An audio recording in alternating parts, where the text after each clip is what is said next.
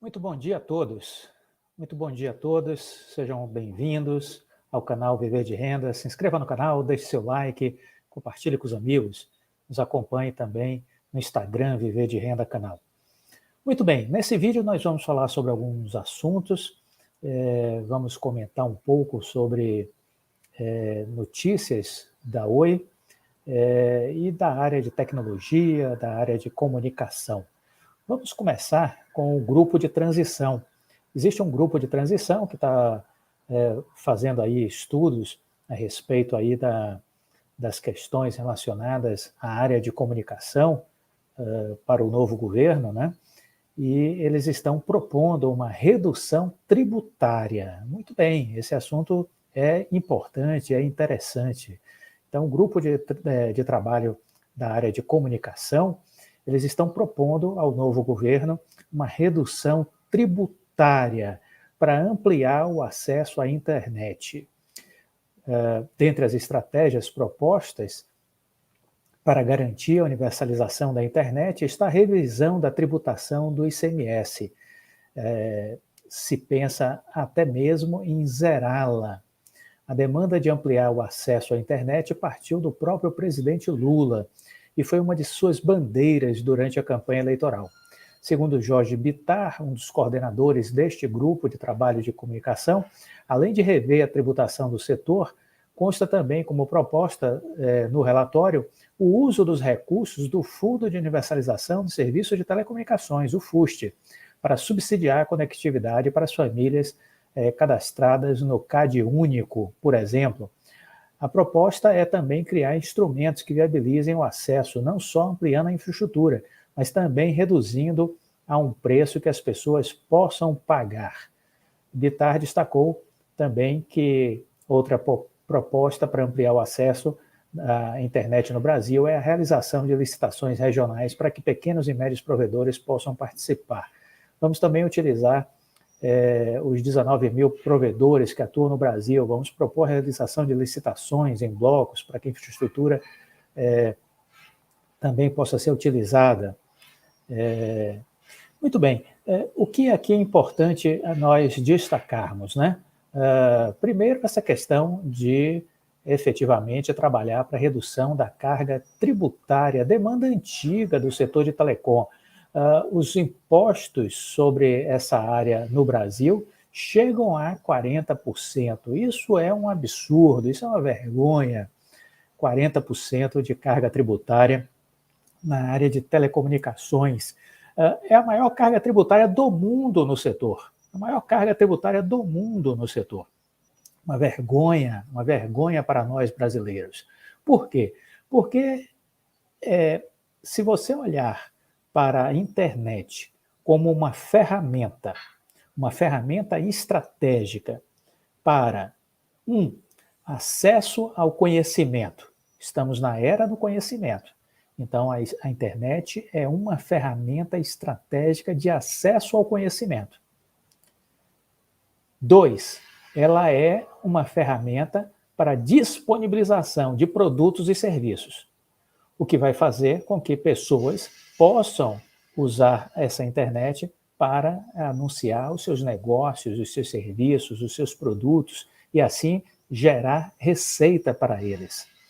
Se nós olharmos a internet sob essa ótica de acesso ao conhecimento e de divulgação de produtos e serviços, tudo isso vai resultar em crescimento da economia.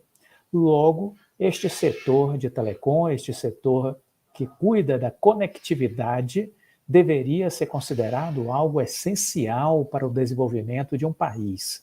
Não enxergar isso é questão de burrice, é ser burro, é ser ignorante, é ser imbecil. É isso, entendeu? Os governos anteriores que não enxergaram isso foram absolutamente burros, desprovidos de cérebro, de intelecto, de capacidade de raciocínio. Então é preciso olhar a internet sob esse prisma.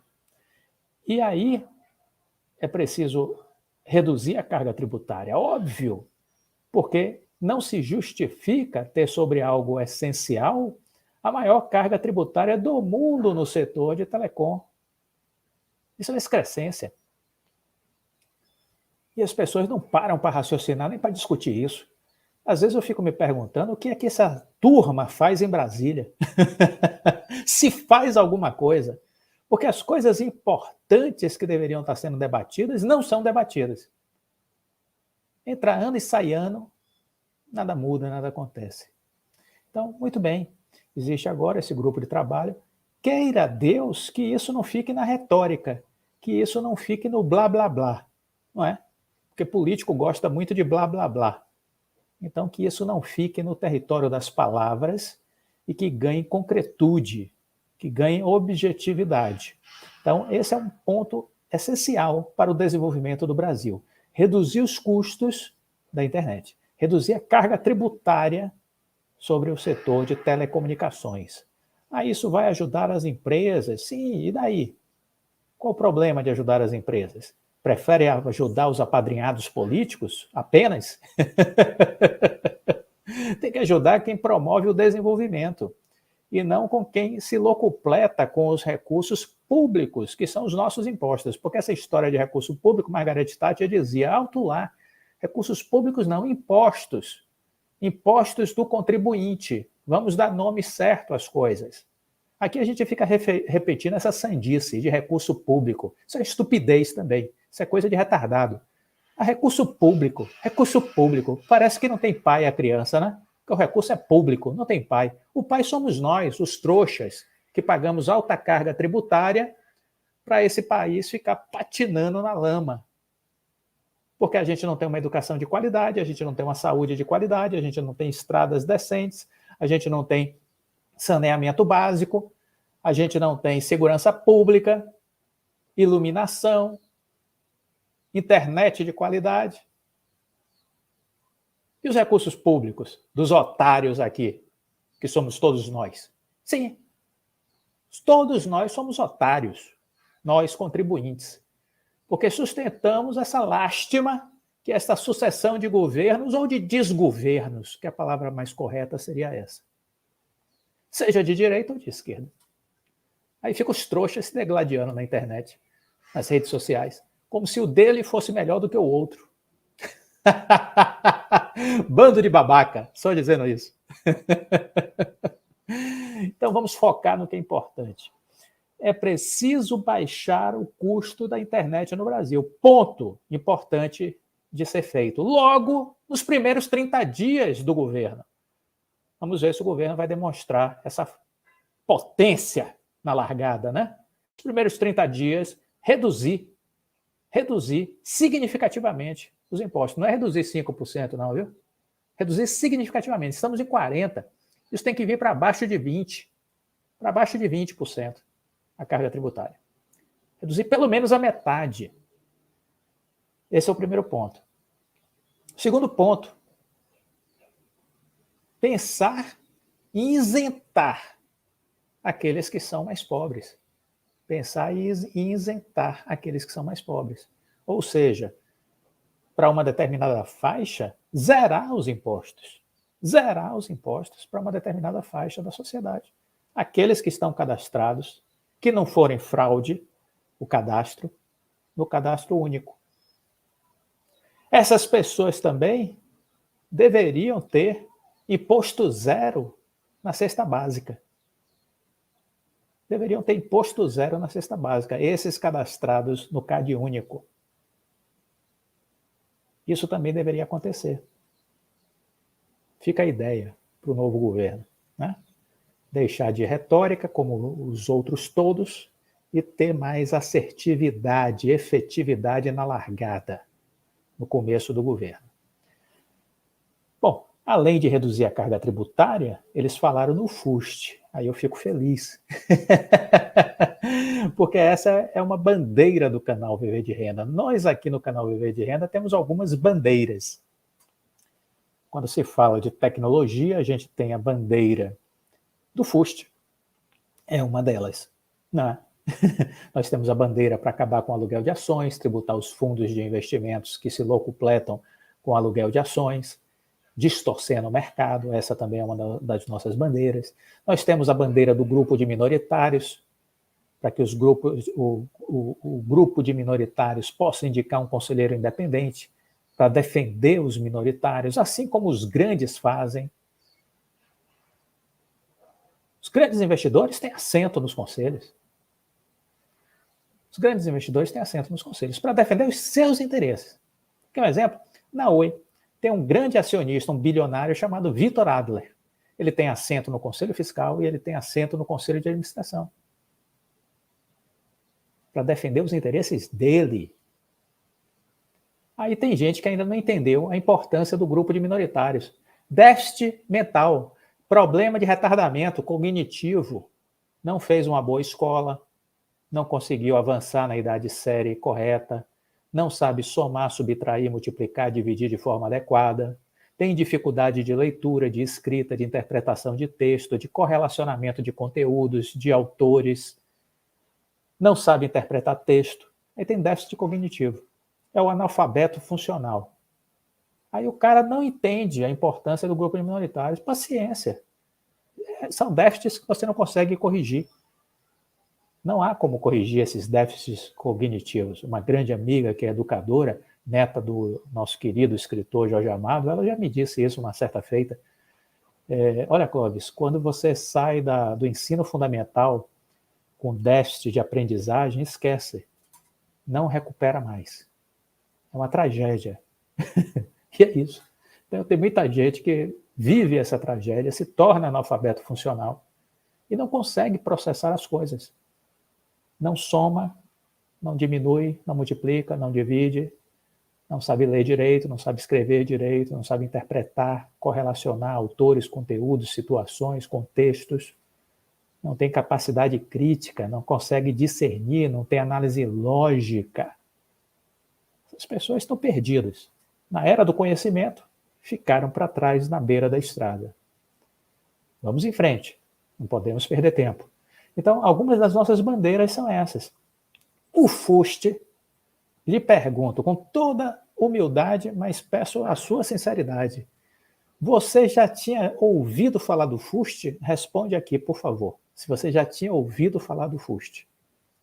Segunda pergunta.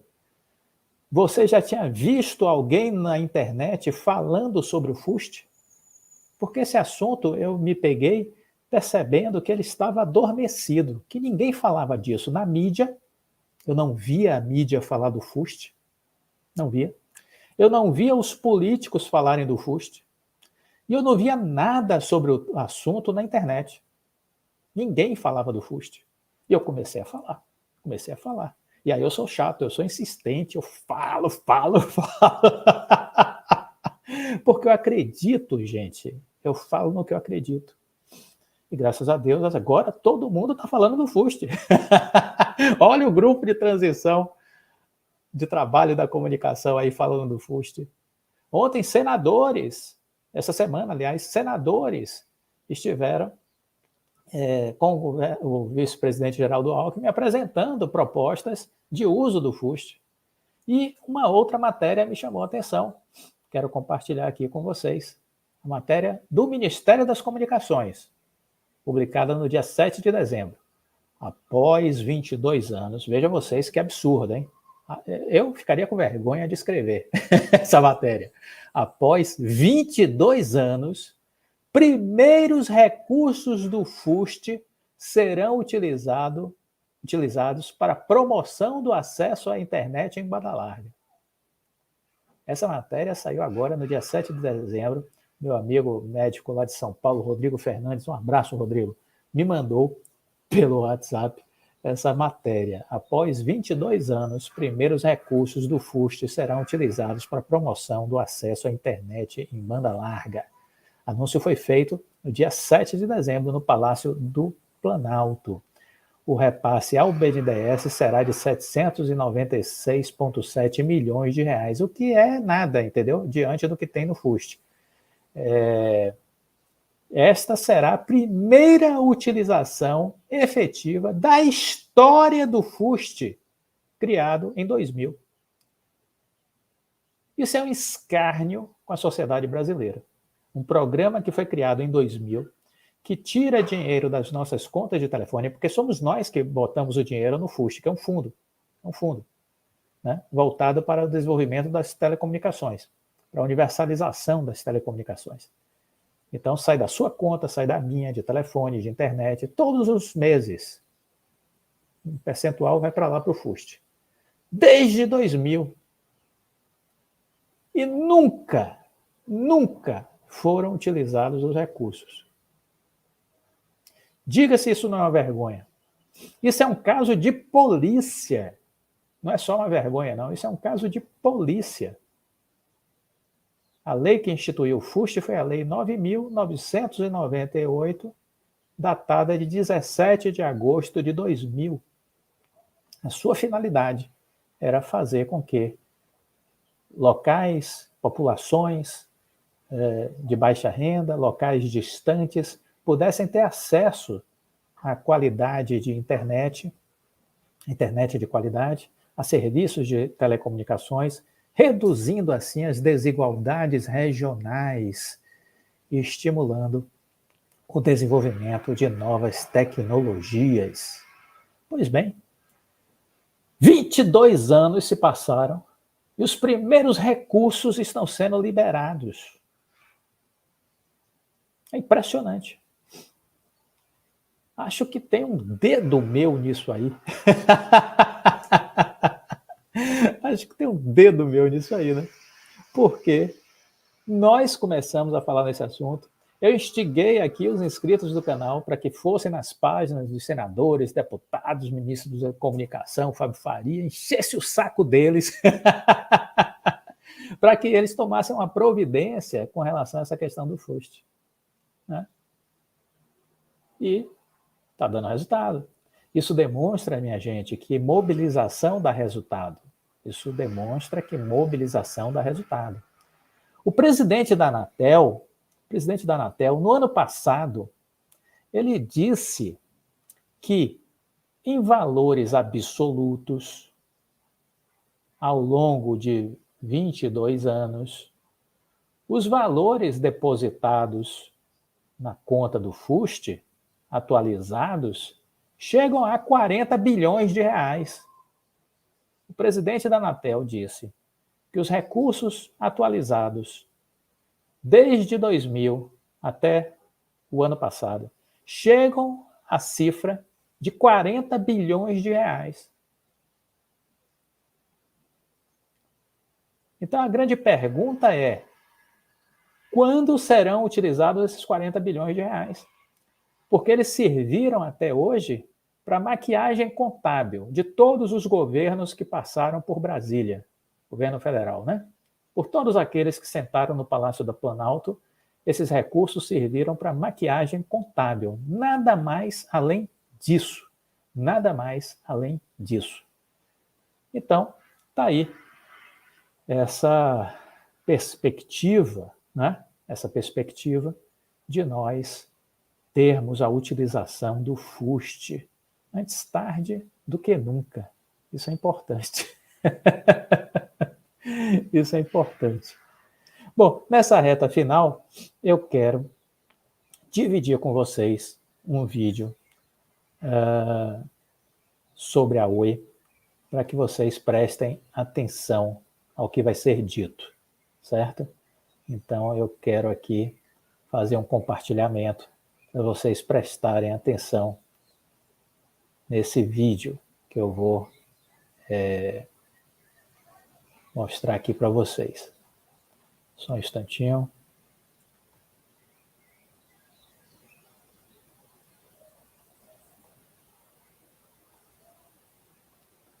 Deixa-me ver.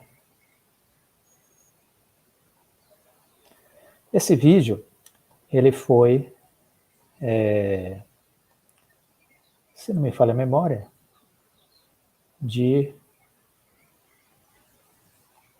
do ano passado. Mas eu entendo que ele continua interessante para a gente refletir.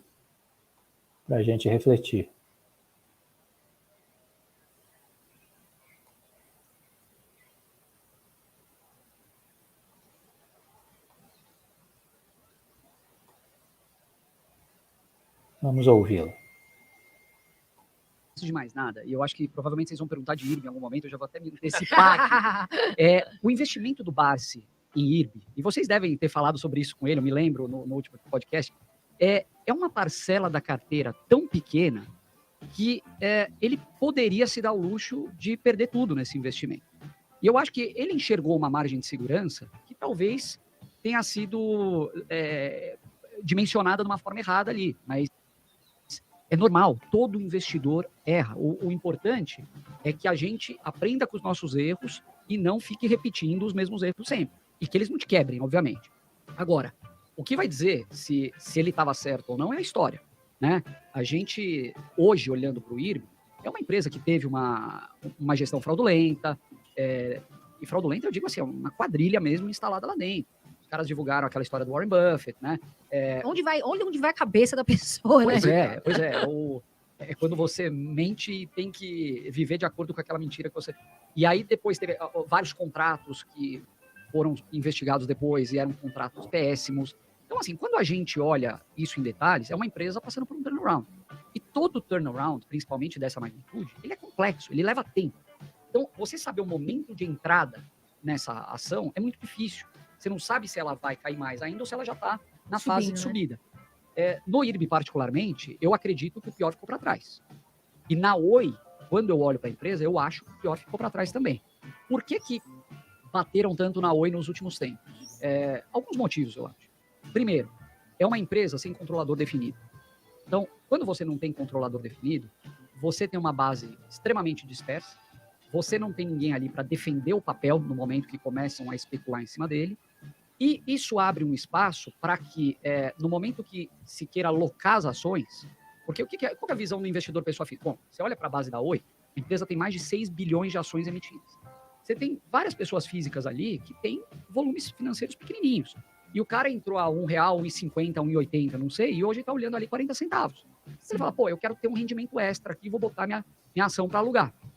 Então, o volume de locação começa a pesar tanto sobre o papel que isso acaba fazendo com que ela não desenvolva também. É um freio de mão puxado, vamos dizer. Então, esse problema da base, empresa sem controlador, base extremamente locada. Nos últimos tempos aí, locação subiu de uma forma gigantesca.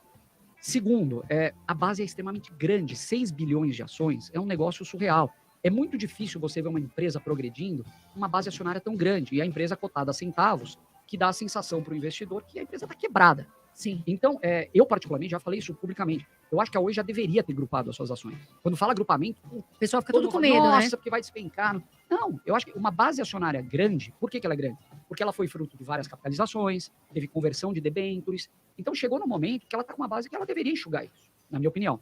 Você enxugando, você vai para uma cotação mais alta, vai levar um monte de especulador para o mercado fracionário, porque o lote de 100 vai passar a custar mais, e você vai oxigenando essa base, deixando a empresa com investidores mesmo, que querem o futuro da empresa. Desculpa parar de alugar tanto as ações. Exatamente. Desculpa eu estar me alongando, mas eu acho que é importante. Né? E aí, assim, olhando para o futuro da empresa, qual que é a grande espada dela aí? Acho que é a questão do endividamento. Né? Por mais que ela tenha vendeu a área móvel, vendeu torres, entrou no negócio de fibra com o BTG, então fez vários movimentos, mas ainda assim a alavancagem dela está alta.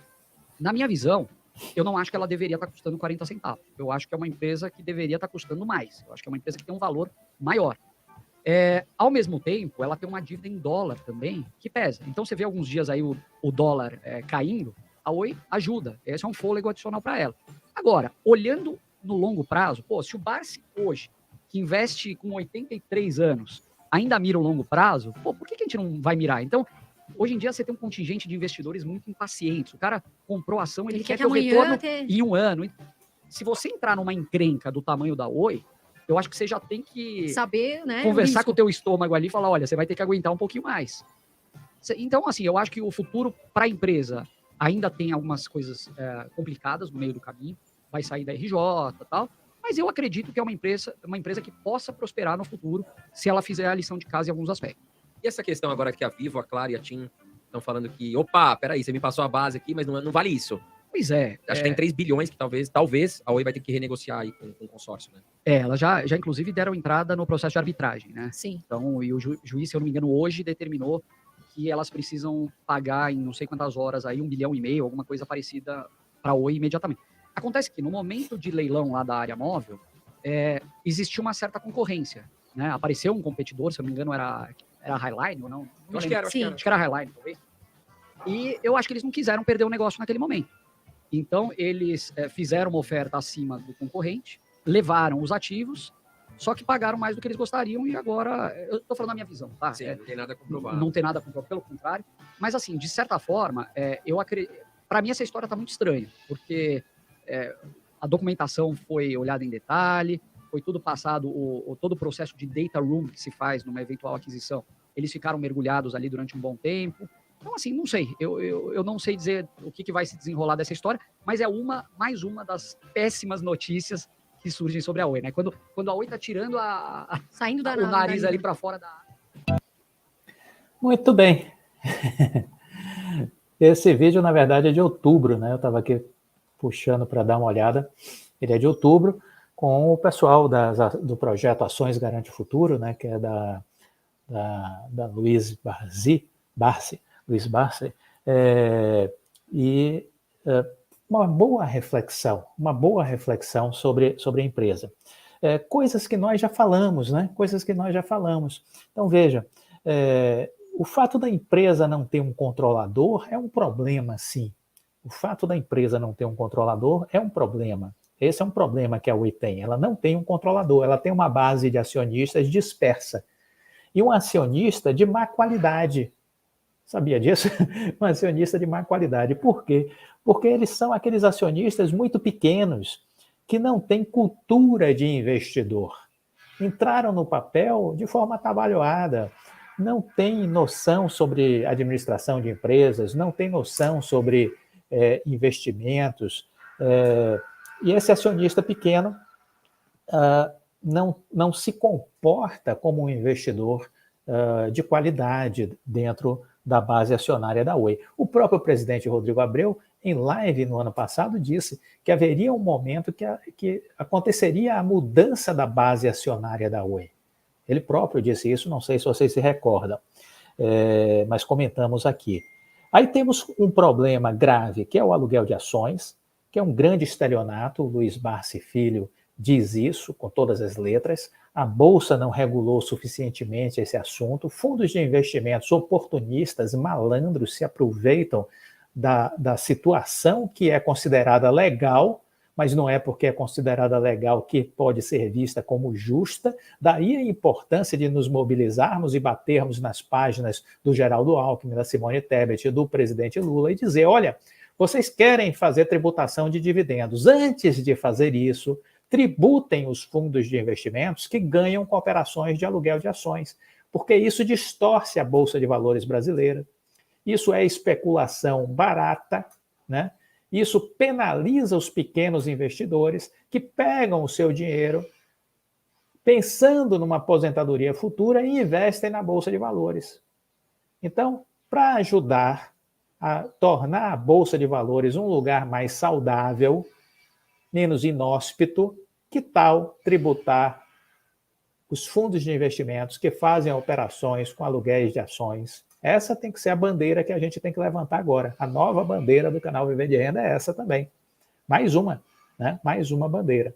Temos o fim dos aluguéis de ações, temos a tributação dos fundos de investimentos que operam com aluguéis de ações, temos o FUST e temos o grupo de minoritários da Oi. São algumas bandeiras que a gente tem aqui no nosso canal e que causa desconforto para muita gente. Muito hater fica aí arrepiado com essas nossas bandeiras. Seguiremos em frente. Sabemos que estamos no caminho certo. Incomodamos aqueles que estão ganhando na malandragem, né? Ganhando às custas da ingenuidade de muitos, né? Não podemos acreditar que o mundo decente caminhe na direção desses poucos, de forma alguma, né? Então, temos que trabalhar para reduzir o aluguel de ações. Esse aluguel de ações reduziu 200 milhões de ações, mas ainda é muito grande, né? Então, temos que trabalhar para derrubar esses aluguéis de ações.